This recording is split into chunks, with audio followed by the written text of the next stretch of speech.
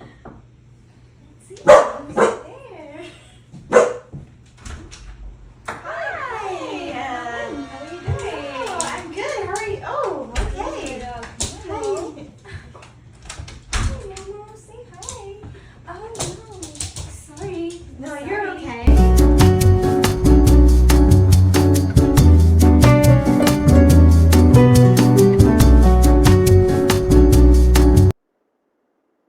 Hi, welcome to Hi. ACAB. Hi. Thank you. My name is Trinity. I am a trainer from Petboro University. So I've been training for a little while now, and I took a 10-day course. So I do positive reinforcement. That's wonderful. I'm here to help you provide some high quality and effective and hopefully evidence-based services to your training clients. I'm really glad you're here. What brings you here today?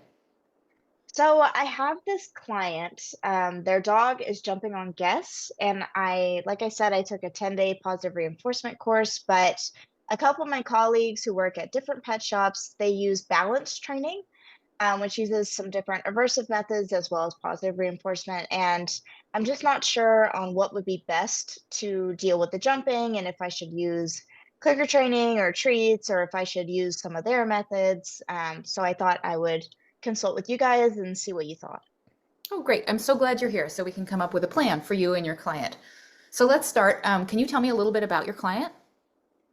Yeah, of course. So my client is a first-time dog owner. She does not have any training experience. She lives alone, and her dog is a 2-year-old poodle mix named Marlowe.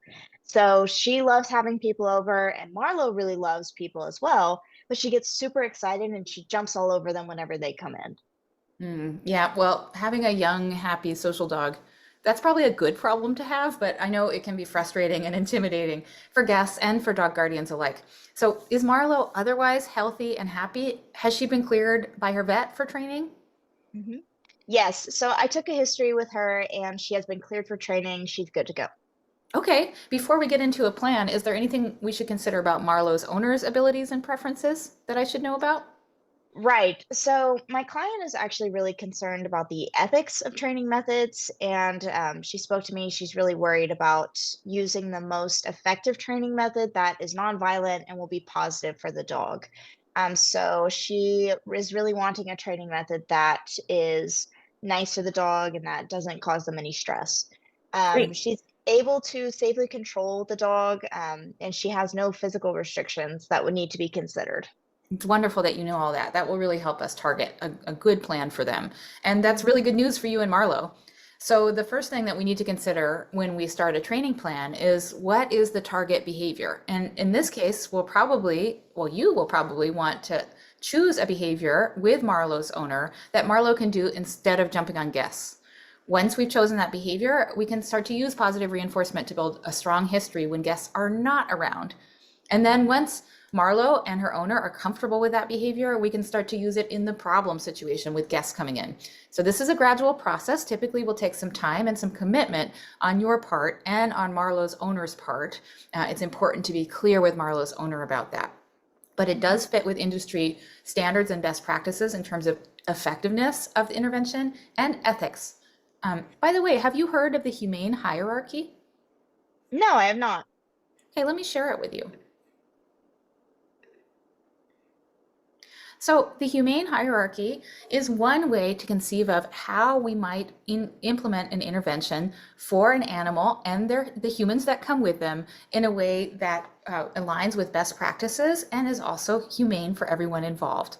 Uh, Hmm. when we work with an animal and we design a behavior change procedure, it's good for us to adhere to the least intrusive principle. That's an ethical requirement, and it's also a way to be effective without risking unwanted fallout from those aversive methods that you described above.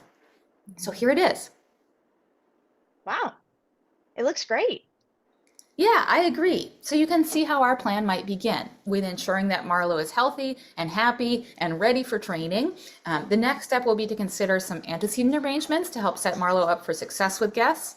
For example, we might be able to make sure that Marlo had plenty of environmental enrichment and perhaps even some opportunities to meet people, let's say on a walk before guests come over, to help abolish or reduce the motivation to greet those guests in that over-enthusiastic way when they enter Marlowe's home. We can talk about that later. Look, for now, let's go to the next stop on the hierarchy, which is positive reinforcement. So I know you've taken a 10-day course on positive reinforcement, but I'd like to just explain to you the behavioral principle so that you can explain it to Marlowe's owner in a clear way. Okay. So the principle is deceptively simple. When a behavior is followed by some change in the environment that is reinforcing, there will be an increased future frequency of that type of behavior. So that principle is simple and powerful, and the first step to using it to increase a new response, in this case, Marlowe's response to guests coming in, is to find a stimulus that will work as reinforcement for Marlowe, and that Marlowe's owner can easily control and deliver contingent on that new guest response. For many dogs, and for many, especially novice owners, the easiest one to use is a special kind of food. In your history with Marlowe's family, did you identify a food that might work for reinforcing Marlowe's new guest behavior? Yes, so I brought some treats that I normally use in my training, and Marlo really enjoyed them. I gave her a treat right after she laid down, and she started laying down just over and over in front of me, trying to get more of them. That's great.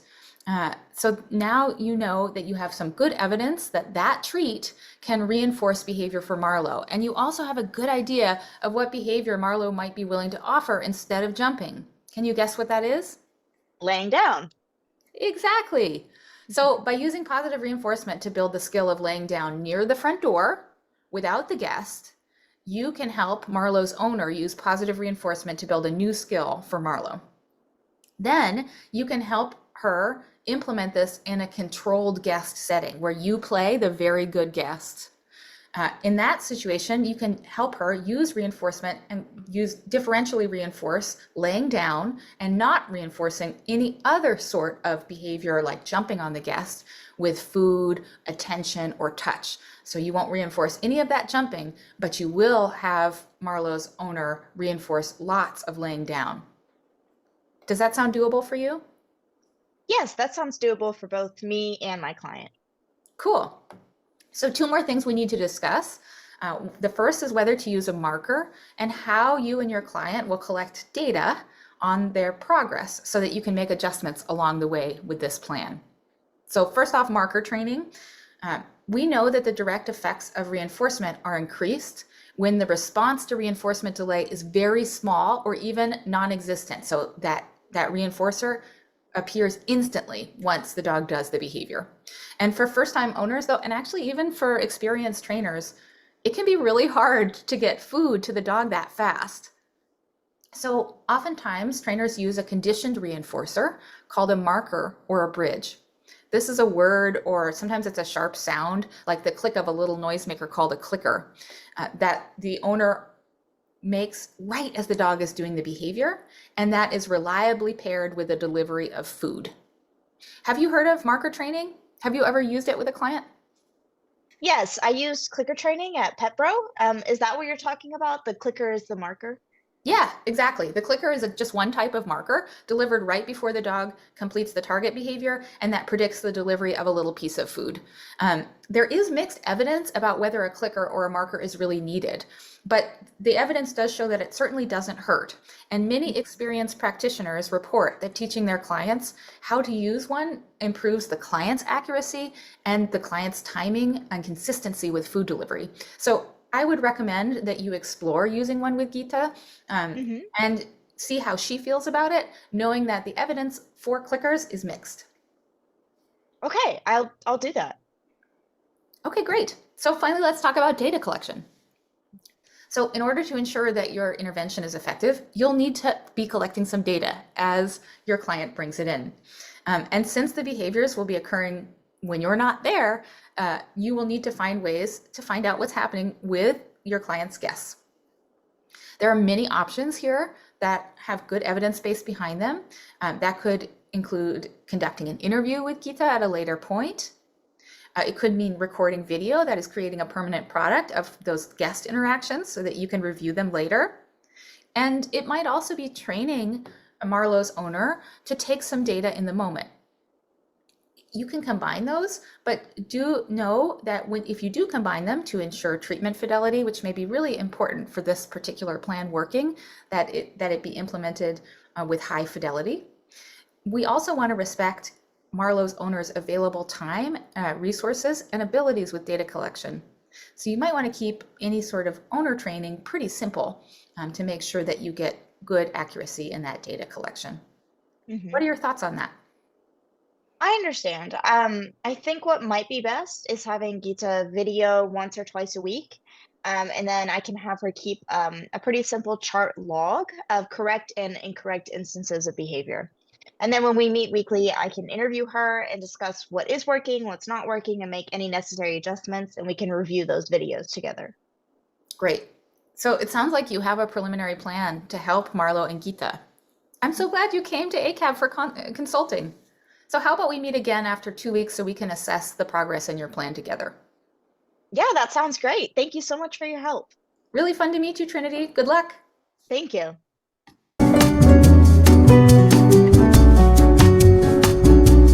Okay, good. So Geeta, you see that we have our mat right here. Oh yeah. And what we're gonna do is, Mama, we're gonna call her over, and if she, oh, perfect. So if she sits there, we're going to say our marker word, and then we'll toss a treat out to the side so that she walks Okay. off of the mat. And I'll model this for you a few times, then I'll have you take over. Okay? I'm gonna go here, then I'm just gonna be looking at the mat. Bongo.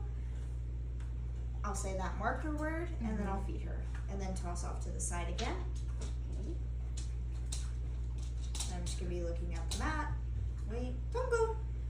Feed her, and then toss off to the side. Oh, that's so perfect. Yeah? Yeah. Good? I like the way Okay. she's doing. Perfect. So I'm going to have you take over. And then you might need to call her over and give her some treats so that she Okay. focuses on you. Bongo. Good. So you want me to toss it over there? Yep. Toss off to the side. Come back. And this time we're going to be looking at the mat. Wait till she goes into a down. Bongo. That was really good. Yeah. I like the way she's doing it. Very nice. Bongo. Very nice. And then toss off to the side.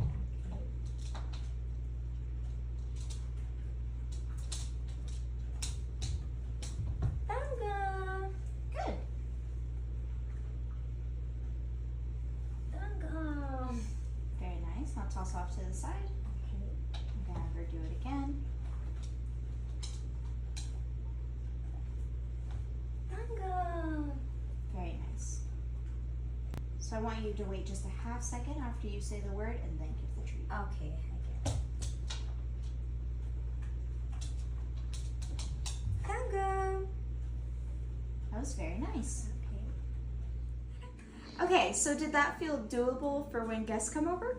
Yeah, Yeah. it's exciting. Okay, awesome. So what I'm going to have you do is we're going to take some data over this upcoming week. And what this data will tell us is whether or not our intervention, so having Momo lay on the place, is working for both you and practically, and if Momo enjoys the behavior enough to keep doing it. So what we're going to do is every time Momo is on the mat when guests enter and she does not get off of it, we will do a check mark in a box. Anytime she is not on the mat when guests enter or she gets off the mat to go jump on them, we're going to put an X. Oh, Okay. that sounds so simple. I think that would really be helpful. Okay, so this sounds practical. You would be able to do this data collection. Yeah. Okay, awesome. So I will hand that over to you, and then we'll Okay. check back with you in a week. That sounds great. Thank Okay. you. Yeah.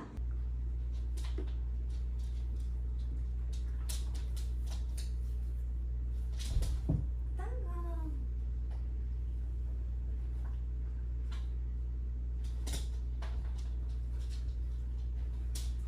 Bongo. Bongo. Hi, Maya. Hi. Come in and have a seat. Thank you. So nice to see you. Me too.